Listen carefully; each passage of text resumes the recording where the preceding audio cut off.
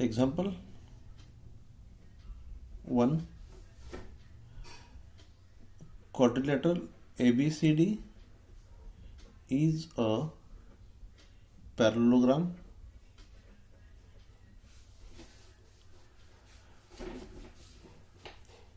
and P is a point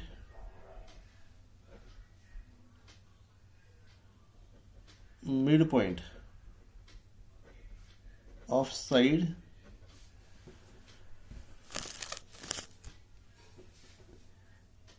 CD. या CD साइडचा P point midpoint आहे. Okay, P is a point midpoint of side CD and X is a intersecting point of AC and PB. Okay, then show that 3 of AX equal to 2AC. How to prove? See here, solution.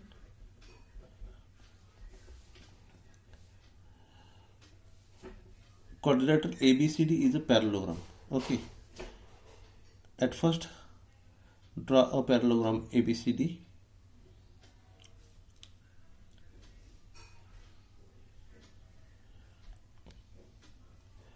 A, B, C, D is a parallelogram and P is the midpoint of side CD. Join AC and PB, and X is an intersecting point of side of AC and PB. Okay,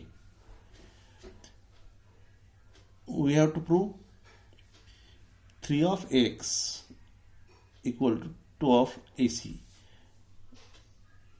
Okay, 3 of X equal to 2 AC.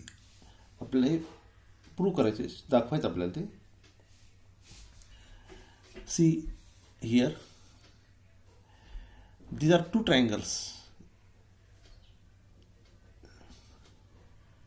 ABX and CPX. In triangle ABX and triangle CPX. Okay, this angle is congruent to this angle. These are opposite angles. Angle PXC,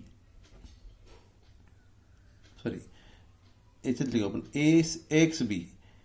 Angle AXB is congruent to AXB is congruent to CXP. Okay, so angle CXP, AXB and CXP, these are opposite angles. Opposite angles, they are congruent angles. Okay, AB is parallel to CD. AB and CD parallel आहेत because the quadrilateral ABCD is a parallelogram.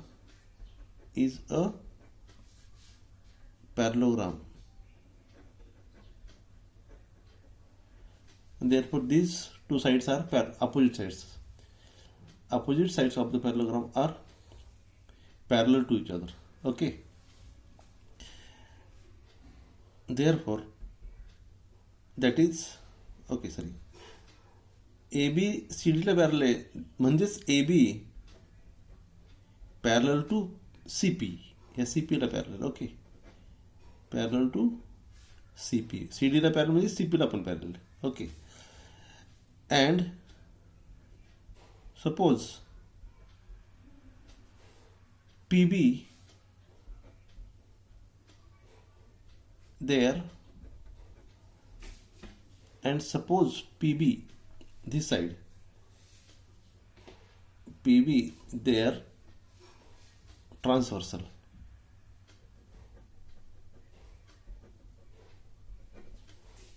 गृहीत धरू आपण ह्या AB आणि CP यांची transversal आहे PB, and these are two AB and PC opposite sides are parallel sides, and their PB is transversal. Therefore, these two angles, this and this angle, ABX and CPX, are opposite angles. Oh, sorry, alternate angles. Okay, these two angles are congruent angles. Angle ABX is congruent to angle CPX. Okay, alternate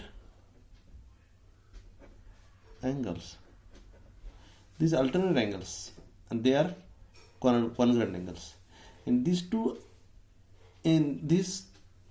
triangles, two corresponding angles are congruent angles, and therefore by AA test, therefore by AA test, similarity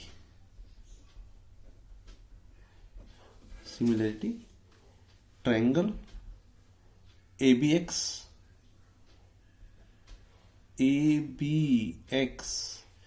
is similar to triangle CXP. Okay, these two triangles are similar triangles. आपण similar दाखवले. Okay, आता पहा next. आता आपण काय करू, 1-to-1 correspondence लिहू आपण त्याच्या व्हर्टायसेसची. कशी लिहायची आपण पहा. आता आपण काय करू, अपोजिट अँगल कडून अल्टरनेट अँगल करतो, चालतंय.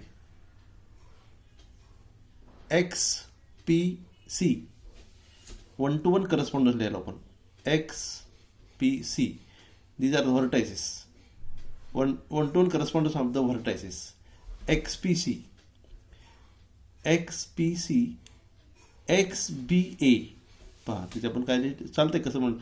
XBA आपण 6 प्रकारे 1-to-1 करस्पॉन्डन्स लिहू शकतो आपण व्हर्टिसेस. ओके, आपण या प्रकारे लिहिलं चालतंय. आता पहा, if two triangles are similar then their corresponding sides are in proportion. आहे की नाही, दोन ट्रायंगल जर सिमिलर असतील तर त्या करस्पॉन्डिंग साइड इन प्रोपोर्शनमध्ये असतात. म्हणजे कसं, XP हे first two side divided by XB किंवा BX म्हणून आपण XB लिहा किंवा BX एकच. PC divided by AB.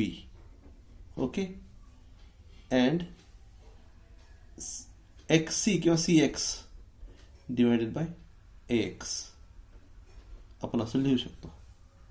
बरोबर आहे. आता पहा मुलांना, आपण कसं अटेंड करणार. आता XP divided by BX as it is equal to, हा PC आहे ना, हा PC CP PC एकच. ह्याला मी असं PC हा CD पेक्षा निम्मा आहे. ओके, मी PC लिहू शकतो 1/2 CD, 1/2 CD divided by AB equal to CX divided by AX. Okay, कशामध्ये लिहिलं आपण पहा, इथं लक्षात घ्या. हे PC ला मी लिहिलं 1/2 CD. ओके, कारण P is mid point of CD, आहे की नाही. त्याच्यामुळे आपण लिहू शकलो ह्या PC ला 1/2 CD. आता हे XP आपण नंतर लिहू. ओके, ह्याची आवश्यकता नाही आपल्याला. एक रेषा आपण सोडून देऊ. 1/2 into AB. आता पहा मुलांना, CD ला मी AB लिहू शकतो, या CD ला मी AB पण लिहू शकतो. का, these are the opposite sides of this parallelogram. Okay, मग मी CD च्या ऐवजी आपण AB पण लिहू शकतो. Divided by AB as it is equal to CX divide by AX. Okay, इथे लिहू आपण तसं. CD equal to AB opposite sides of the given parallelogram. Okay, A B both cancel. Okay, मग काय राहिलं पाहता मुलांना, 1/2 वर राहिलं 1/2 एकटा, खाली 1 राहिला, equal to CX divided by AX. Okay, आता पहा या ठिकाणी काय लिहितं आपल्याला, हा 1/2 जशाला तसा, आणि खालचा हा 1 लिहायचा चालतं, 1/1 equal to CX divide by AX. Okay, म्हणजेच आपल्याला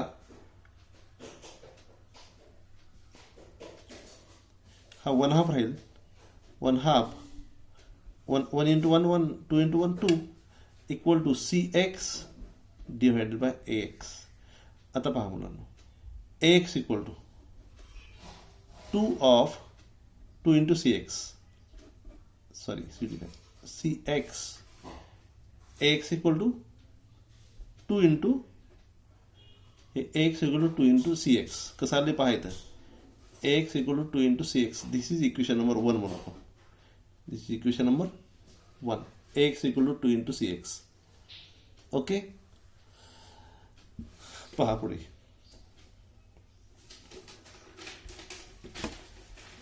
आता आपल्याला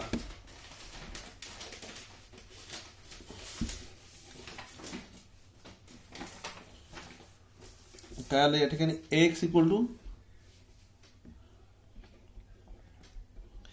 2 into CX. ओके, इक्वेशन 1 म्हणलं आपण याला. या दोन्ही इक्वेशन आपण आपलं या इक्वेशनला multiplying by 3 on both sides. Okay, ह्या इक्वेशनला आपण 3 मल्टिप्लाय करू शकतो. असं का केलं आपण, कारण आपल्याला 3AX पाहिजे आपल्याला, बरोबर आहे. आणि दोन्ही साईडला एक सारख्या संख्येमुळे आपण जर मल्टिप्लाय केलं तर या इक्वेशनमध्ये फरक पडत नाही, फक्त त्याचं स्वरूप बदलत आहे. कसं पहा, आपल्याला पाहिजे तसं 3 into AX पहा, डायरेक्टली तुम्ही 3AX.